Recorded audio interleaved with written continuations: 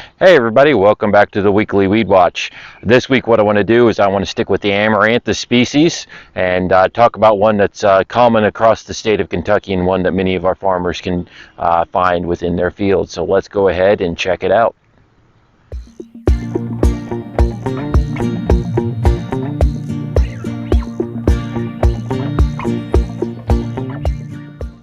Okay everybody, so here is our weekly weed and it is smooth pigweed.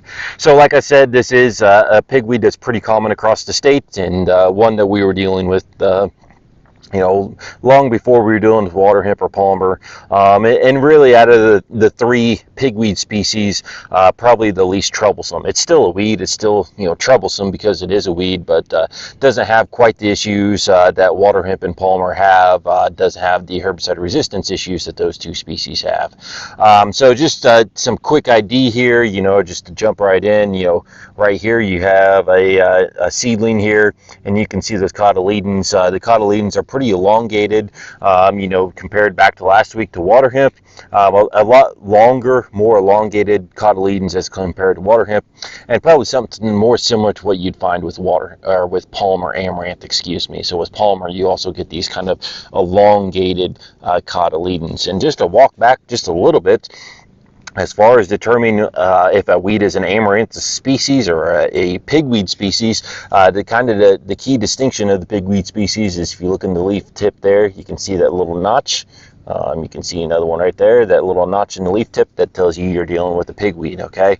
The biggest way to distinguish smooth pigweed from water hemp and palmer, both, is to look for hairs. So get a magnifying glass if you need one, use a light source if you need one, but hold it up to a light source, magnify it, and you will see those fine dense hairs. Especially look right at the top of the newest growth and you'll find those dense hairs, and that's going to tell you you're dealing with smooth pigweed. Water hemp and palmer, again, are not going to have hairs on them, so that's the key way to distinguish them between there.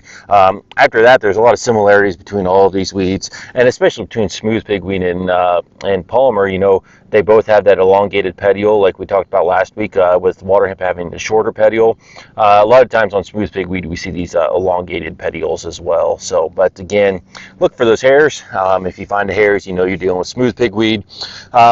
There's never really any reason to celebrate having a certain weed, but you should be happy that you're dealing with smooth pigweed and not one of the other two pigweeds. So if you find hairs, it is a positive thing. So as far as controlling this weed, similar to the other two amaranthus species, really using a good residual can go a long ways. Although we still have a lot of post-emergence options for this particular species, we don't have the resistance issues. We can still control it with glyphosate. We can still control it with the PPO inhibitors, and certainly if you're in a system with glufosinate, you can use glufosinate, or any of the new growth regulators will also control it as well.